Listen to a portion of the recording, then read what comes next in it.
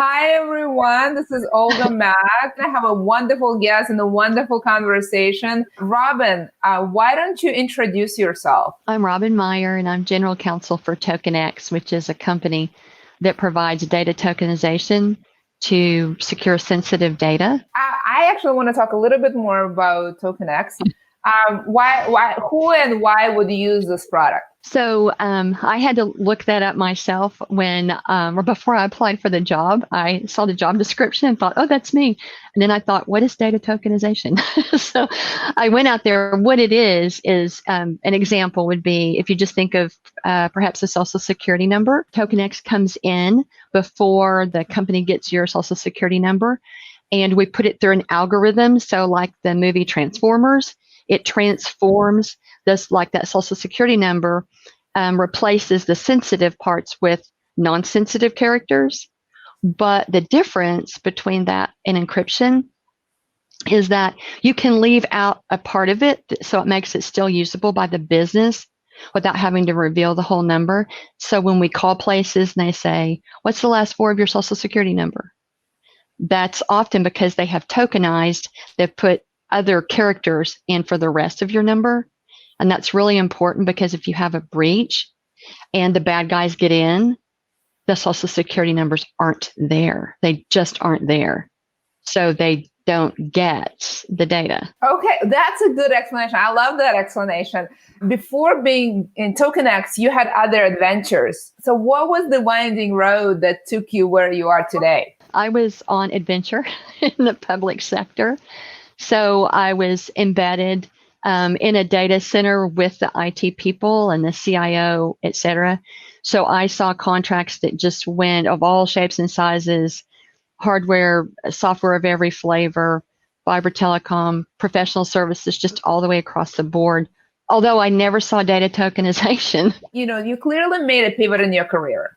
Yeah. Many of us have to make pivots throughout our career. And you had to learn about this thing, data tokenization, that you just defined for us. How did you go about one, learning, and two, convincing that you haven't done it before, but you would be able to do it here? Well, actually, it's funny because my experience on the buyer side, and then I also, in addition to the tech contract avenue, I also had a stint as in the procurement, deep in procurement. And so it comes up a lot at TokenX. Sometimes something will come up and I'll be looking at what somebody has asked us to do. And like our sales director will say, is this something you would have asked for if you were the buyer? Or no.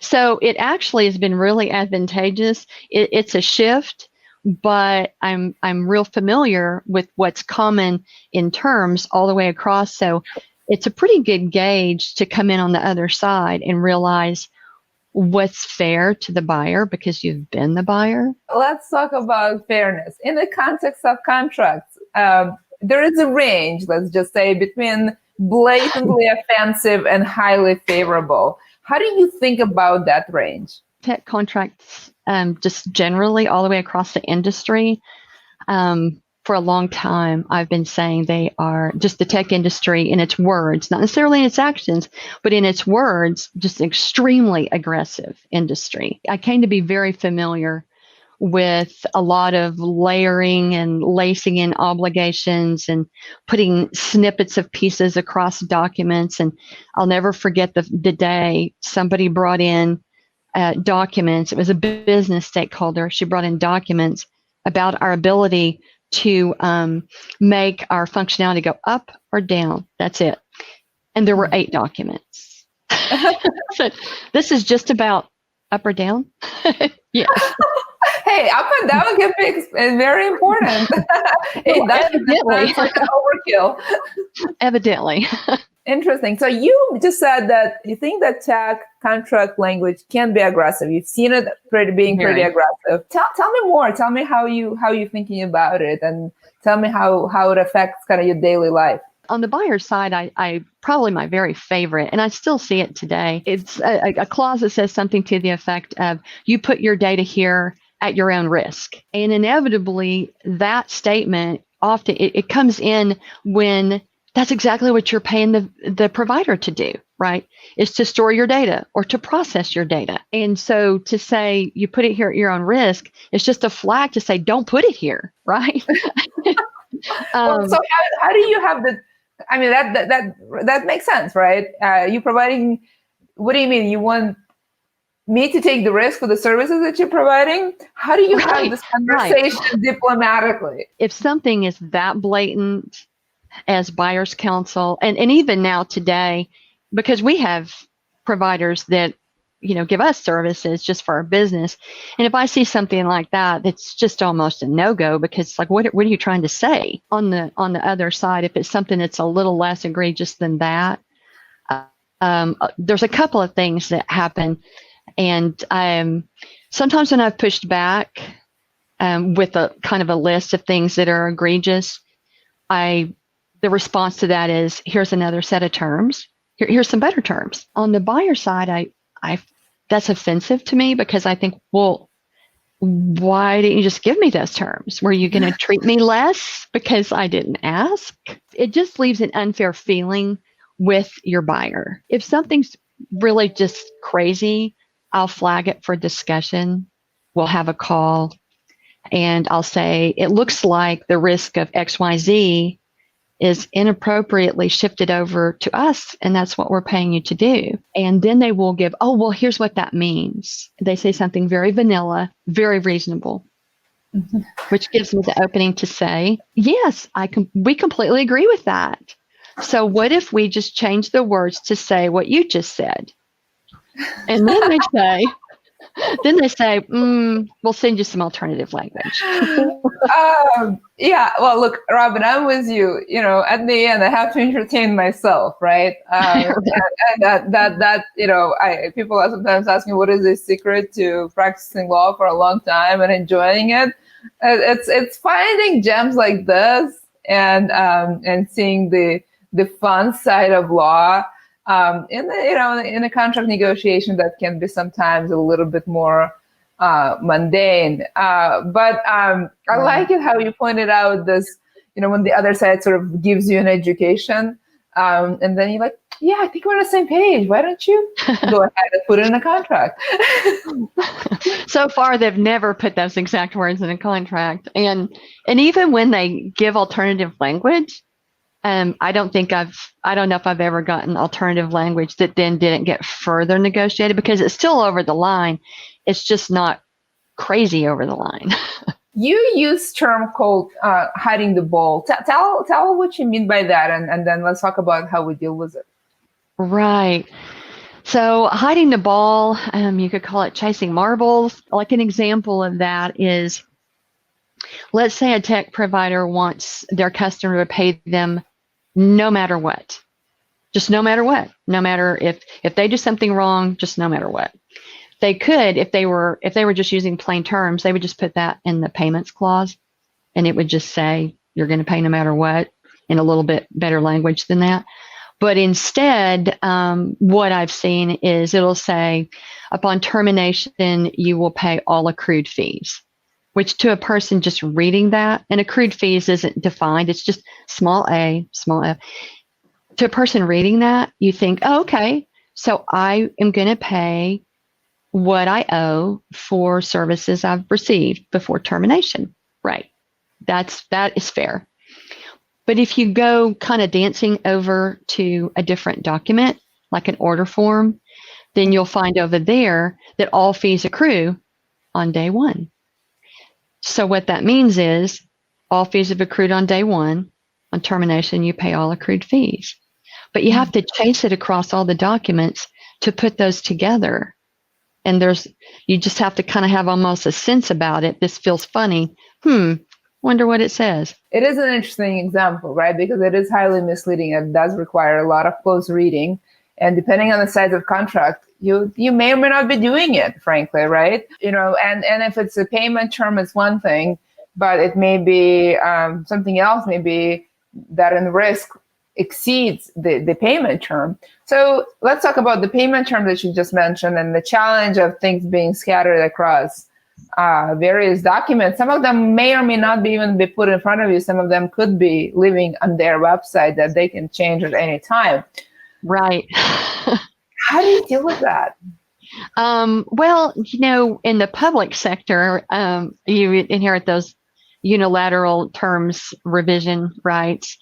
And on one hand, if it's their policy, although even the policy sometimes, unfortunately, I would go look at the policy, and instead of it being a policy strictly, like they should have the right to change for their business, it would also be embedded with terms, which is just blatantly unfair, frankly, because it would be fair to let you change your policy, but then you lace your policy with things you shouldn't.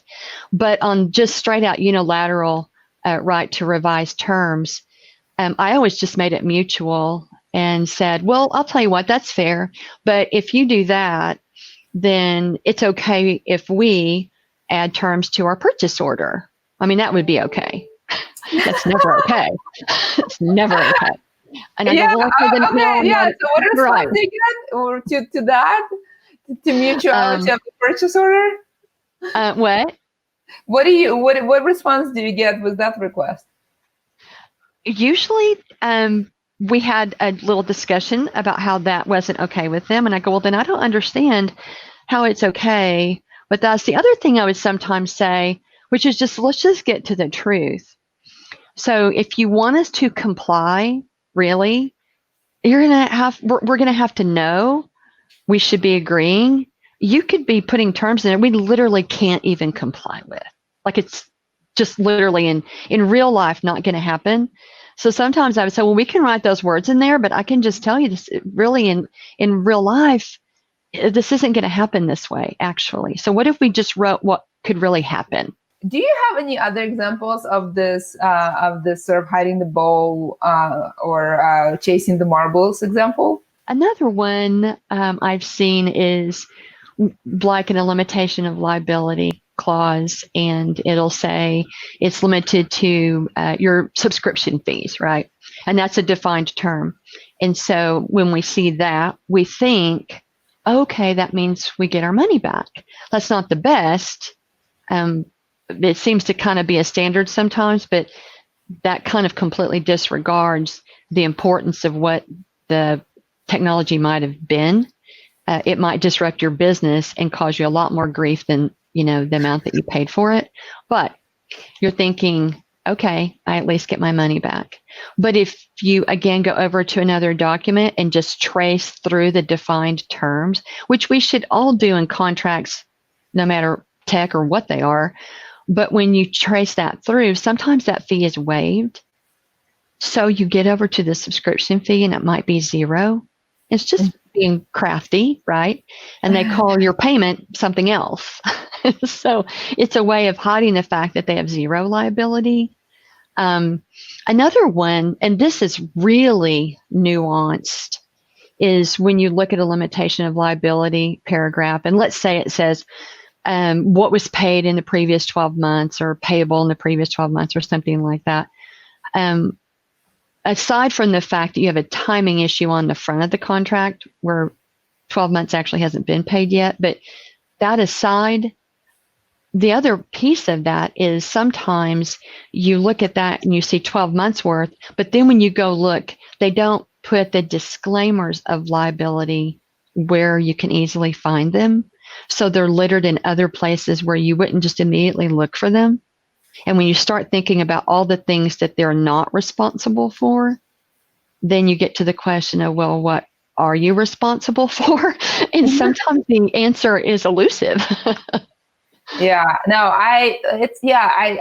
gone through exercises to figure out getting those scattered gems and trying to figure out how they all jive together. And it's actually an annoying one, and two, hard to do. You're never quite sure. And it's such a waste of time. I'm hopeful that this has a change coming. We hear so much about trust and transparency more today than we did, say, 5 or 10 years ago, or it seems to me. This really impacts the trust issue. I would think that a tech provider would want the trust of their customer, And when their words say everything in the world but trust, then I think it's under the idea that they won't be read, really. Just kind of like privacy notices have been until recently.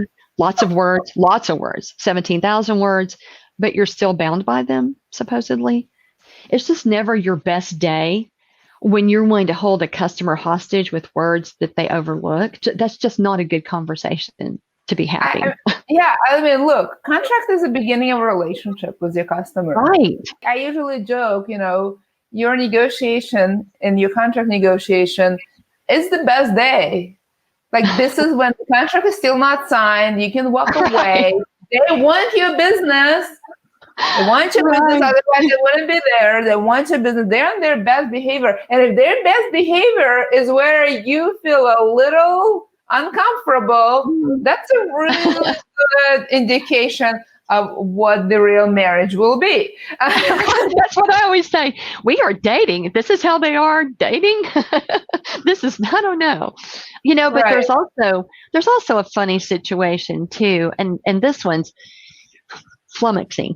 So, where the words are completely egregious, but yet in real life, a company acts differently. And in my previous position, we had this front and center, and then we renegotiated a renewal of that contract after, and they still wouldn't budge on the egregious words. And we were too entrenched, and they're a huge provider, and so we weren't going to be able to change those words unless they just agreed. But we really didn't have the heavy dating stick, you're talking about. And we had a new whiz-bang technology that was very foundational. It was implemented, had them completely alongside, didn't work. Pull the contract. What does it say? It says 2 pages in bold, capitalized print, disclaimer of every liability imaginable, which we just thought, oh my gosh, what do we do? But in real life, the vendor came right alongside, stayed with us to solve the problem. It was the solution. No one could figure it out. They flew a person, kid you not, from across the globe, not just a country or two over, way on the other side of the world, flew him in. He walked in, looked around. He said, there's your problem, got back on the plane and went home. If they were willing to do that, I just don't understand why be so egregious and oppressive with your terms just because you can. I mean, it's a little bit of equivalent of not taking a shower, on your dates, just to make sure if you like me in this state, I know you love me in the better state. I guess I can see the logic to some extent, but hey, there's a better way to date.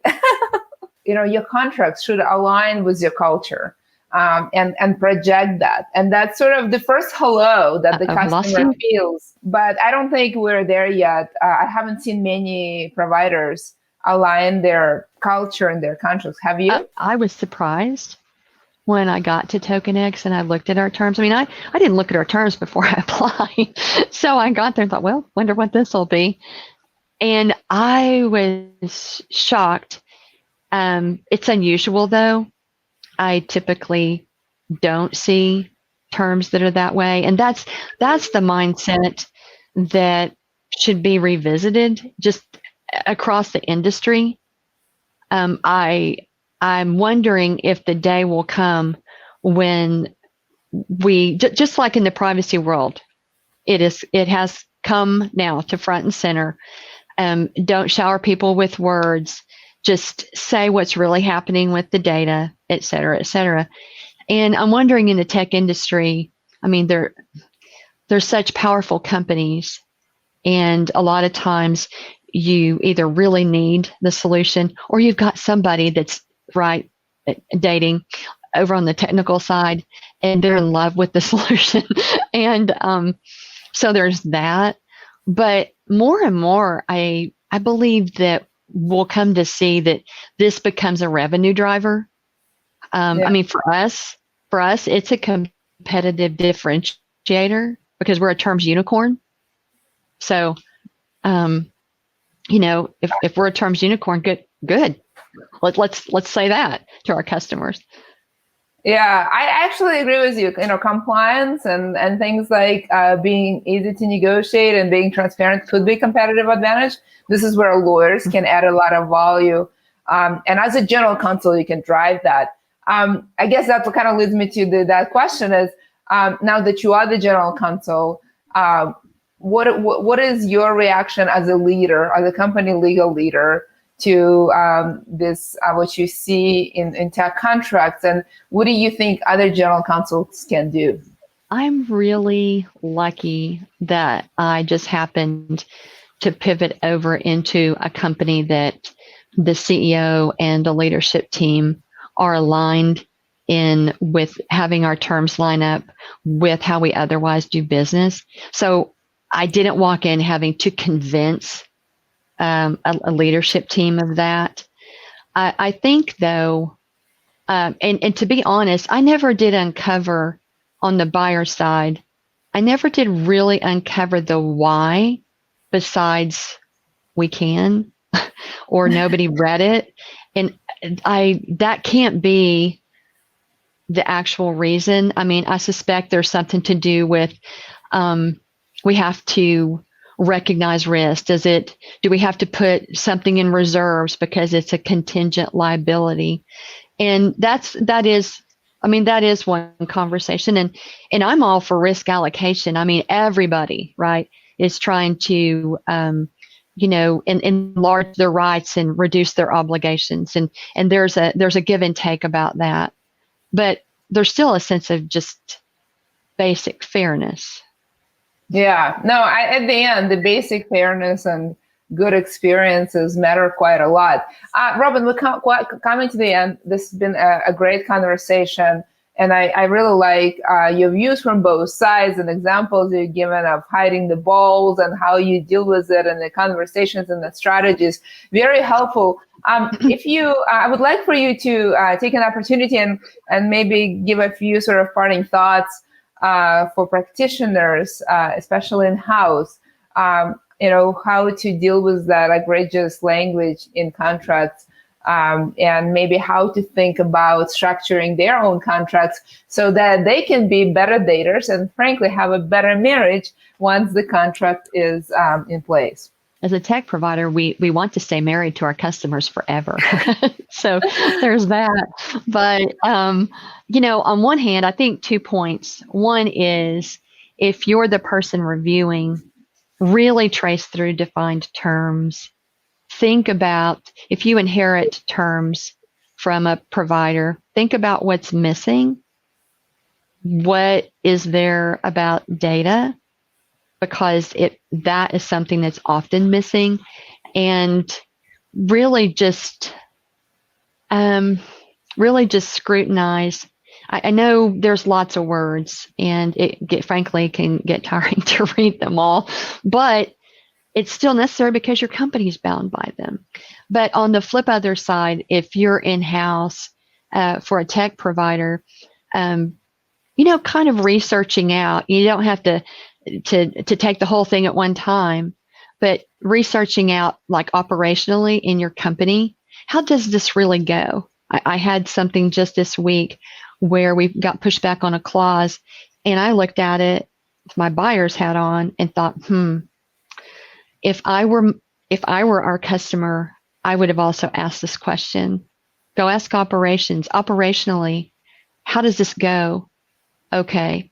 And I revised the terms, right, to be real, which was a pullback from our clause. So I think just starting with pieces, can you just get some pieces to be real without having to have this huge risk liability conversation?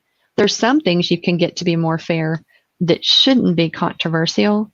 Robin, again, thank you so much. I love Thank you, Olga. Yeah, I like how enlightened you are about contracts. I like your thoughts about operationally thinking how that contract fits in your business. And I definitely like that idea, the alignment between the culture and the services and contracts, because your customers have the first experience with you in this dating contract negotiation stage.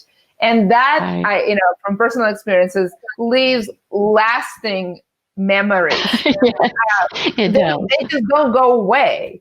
And sometimes Or the marriage trauma. is not consummated because of the negotiation experience. So, I do think that we are, as I agree with you, as in privacy, we are going to fewer words, more clarity and transparency. And I definitely think because the tech providers would like to have this relationship, this partnership to go on forever and be a pleasant experience from the day one. And it starts with contracts. And that is why one of the reasons why we need to change the culture of contracts. Thank you so much, everyone. Bye.